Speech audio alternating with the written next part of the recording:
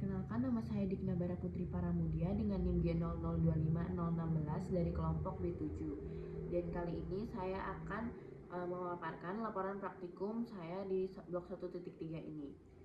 Untuk laporan yang pertama, saya akan menjelaskan pembagian lapisan dinding abdomen, sistem otot yang ada di abdomen, dan juga organ retroperitoneal dan intraperitoneal.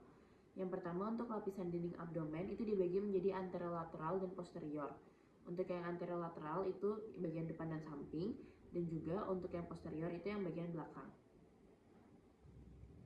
Di lapisan dinding abdomen itu kita seperti yang sudah kita tahu ada yang untuk anterolateral itu yang pertama dimulai dari lapisan kulit.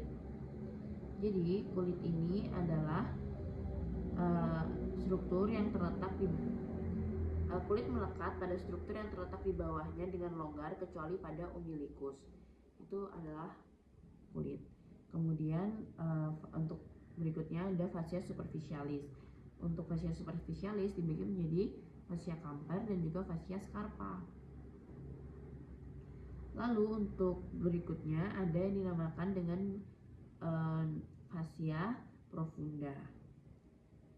Fascia profunda ini adalah lapisan tipis jaringan ikat yang menutupi muskulus dan terletak tepat di bagian dalam fascia Scarpa.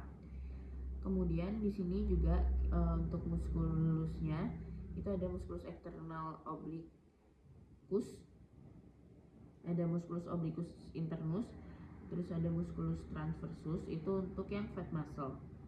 Kemudian ada juga yang vertical muscle, itu ada musculus rectus abdominis, di mana musculus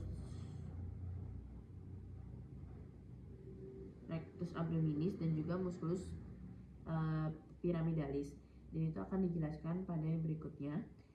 Kemudian di sini juga ada selanjutnya fascia transversalis fascia, dan kemudian ada parietal peritoneum, dan terakhir untuk yang posterior lapisannya mirip. Yang pertama dimulai dari kulit, kemudian fascia superficialis dorsi, kemudian ada musculus yang terbagi menjadi 4 lapisan. Di lapisan pertama itu ada musculus latissimus dorsi, lapisan kedua ada musculus obliquus externus abdominis, ada musculus erector spinae, ada musculus longissimus dorsi, dan juga ada musculus serratus posterior inferior.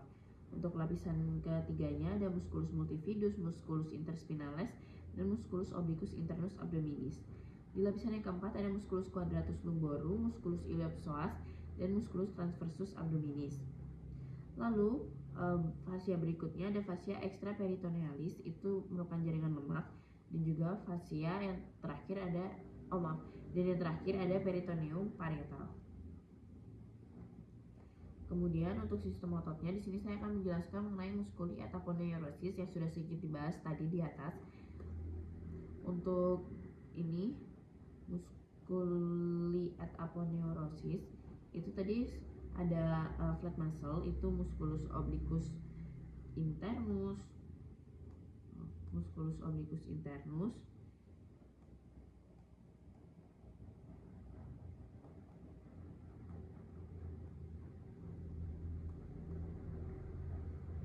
itu ada musculus obliquus internus, terus ada juga musculus obliquus externus, dan juga musculus transversus. Kemudian ada juga vertical muscle-nya yang dibungkus oleh vagina musculi recti. Di sini ada musculus rectus abdominis. Musculus rectus abdominis ini nanti berjalan secara vertikal pada dinding abdomen anterior, berjumlah sepasang, di mana otot ini dipisahkan oleh linea alba. Kemudian musculus rectus abdominis ini dibagi menjadi segmen atau bagian yang jelas oleh 3 intersectiones tendineus. Di sini itu ada yang terletak setinggi processus xiphoideus, kemudian setinggi umbilicus, dan terletak di antara keduanya. Terus berikutnya ada musculus pyramidalis. Untuk musculus pyramidalis ini berbentuk triangular dan sangat kecil. Ini tidak selalu ada pada setiap orang. Lalu berikutnya membahas tentang organ intraperitoneal dan retroperitoneal. Untuk organ intraperitoneal ini bisa dilihat di gambar yang A. Jadi organ intraperitoneal tuh dia organ yang seluruh permukaannya dilapisi oleh peritoneum dan berada dalam cavitas peritonealis, meliputi gaster, duodenum pars superior, jejunum, ileum, appendix vermiformis, kolon transversum, kolon sigmoidea, cauda pankreas, lien, dan juga hepar. Untuk ini retroperitoneale, ini gambar yang B, ini dilapisi peritoneum hanya di permukaan yang anteriornya saja, bukan seluruh permukaan seperti organ intraperitoneal tadi. Untuk menghafal organ retroperitoneal ini bisa dengan set Parker. Yang S-nya ini itu adalah suprarenal gland, aorta, terus duodenum, pankreas, ureter, kolon ascendens et descendens, kidney, esophagus, dan juga rectum. Jadi untuk yang di intraperitoneal itu sisanya dari set Parker ini. Lalu berikutnya masuk ke laporan yang kedua. Laporan kedua ini saya akan menjelaskan mengenai anatomi gaster beserta sphincternya. Jadi untuk gaster sendiri di sini bisa kita lihat ada yang pertama fundus. Fundus ini yang bagian atasnya ini. Lalu ada ini pars cardiaca. Pars cardiaca ini yang berdekatan dengan esophagus. Kemudian ada badinya atau corpus gastricum yang di dalamnya ada rugae atau plica gastrica. Kemudian di sini ada pars pylorica, dia yang berhubungan dengan duodenum. Dan di sini ada yang dinamakan dengan curvatura mayor atau greater curvature. Di sini curvatura minor atau lesser curvature.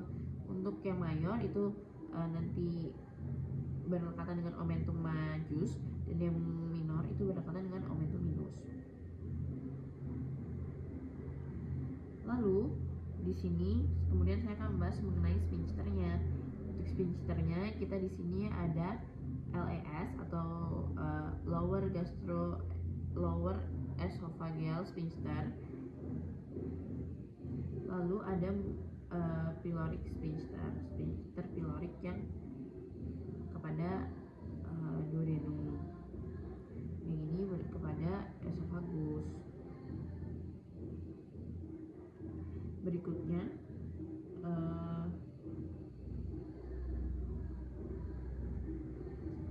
kalau di sini tadi di kasusnya ini Curia Rama mengalami GERD, maka di sini untuk sphincter LS-nya itu yang kemungkinan besar bermasalah sehingga terjadi adanya reflux dari gaster kembali ke esophagus, naik ke esophagus. Untuk laporan yang ketiga ini saya akan menjelaskan mengenai letak-letak appendix, letak yang paling umum, cara pengukuran beserta namanya. Untuk letak-letak appendix ini ada yang postileal. Postileal ini dia adanya berada di setelah ileum. Ini ileum. Terus untuk preileal itu sebelum ileum. Terus ada yang letaknya pelvic, terus ada subsekal dan retrosekal. Dan letak yang paling umum itu adalah letak yang retrosekal. Lalu di sini untuk cara pengukurannya itu ada menurut garis Monro-Pitzer. Jadi garis Monro-Pitcher ini diukur dari sias dextra ke umbilicus. Terus pangkal appendix ini terletak di 1/3 lateral garis Monro-Pitcher yang disebut dengan titik McBurney. Dan kemudian juga ada menurut garis Lanz yang diukur dari sias dextra sampai sias sinistra, dan ujung appendix adalah pada titik 1/6 lateral dextra.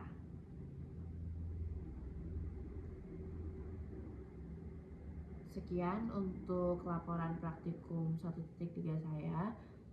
Jika ada salah kata, saya mohon maaf. Terima kasih.